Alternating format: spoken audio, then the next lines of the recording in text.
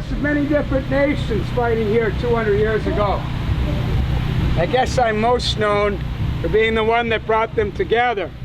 From the Gulf of Mexico to far north of the Great Lakes, from near Montreal all the way to the Mississippi, our people took the hand of the king and fought as his friend.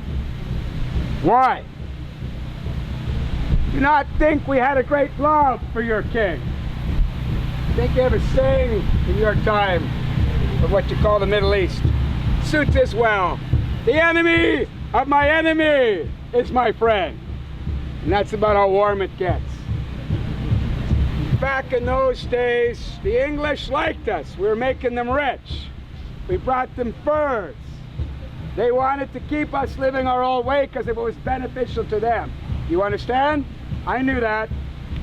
The Americans, they don't want the furs. They want the land under our feet. And if we don't gladly move west and give it to them, guess what they do to us?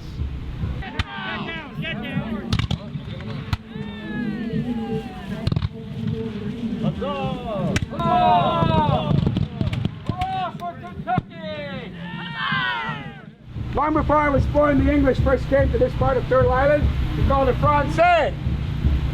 They don't treat us too bad. They like the furs and they stay on the great river and they don't want too much of our land. And they sure love our women.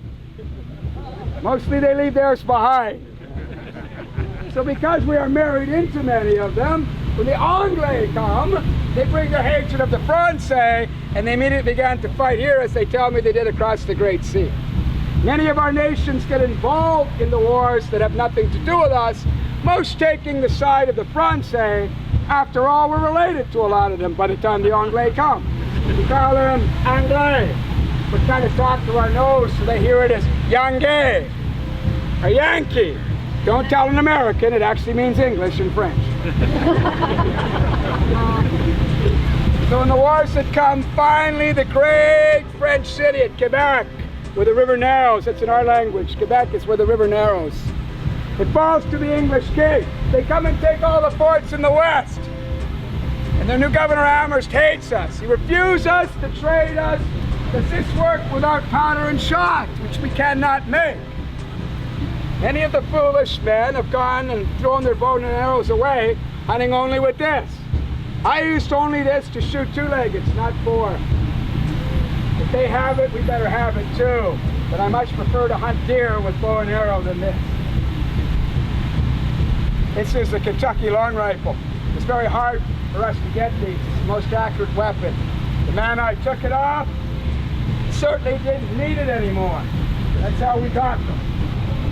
So Amherst began a new tact. He had a great conference at Fort Pitt Council with many chiefs of nations. He gave us gifts, thousands of woolen blankets to take home and put on our families. Once we did that, we quickly noticed thousands of us began to die from the disease that makes the face melt. Smallpox, you call it. We're not foolish. We certainly figured out what was on those blankets when they were gifted to us. How many of you thought biological warfare was something new? Who are fathers here? If someone gave you such a gift and you put it on your children and watched them die horrible deaths, what would you like to do to the people who gave you the gift? Any suggestions? You would all be Pontiac's warriors, wouldn't you? He took up the war club against the English because they did such things to us. And every fort west of the Great Falls except Detroit and Fort Pitt, which were laid siege to for months, fell to Pontiac's warriors.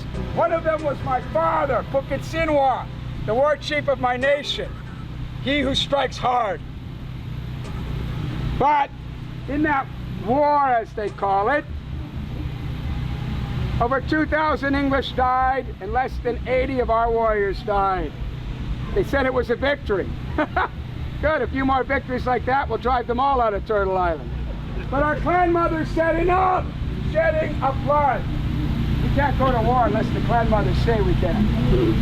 How many of you knew that? My wigwam is owned by my wife. It's built by her brothers. Only a guest in my wife's wigwam. If I take her off and my basket's on the outside when I come home, our marriage is over. How many of you guys would like that? I have a theory on why the Europeans wanted to quickly eradicate us. They didn't want their women getting any ideas. I see it didn't work. Good. Our women were very powerful in our way, not as we observed the whites that came. We treated their women and they beat them. We never raised our hand in anger. You have to be pretty insane to do it. You want to sleep in the snow. Anyway, I digress on this.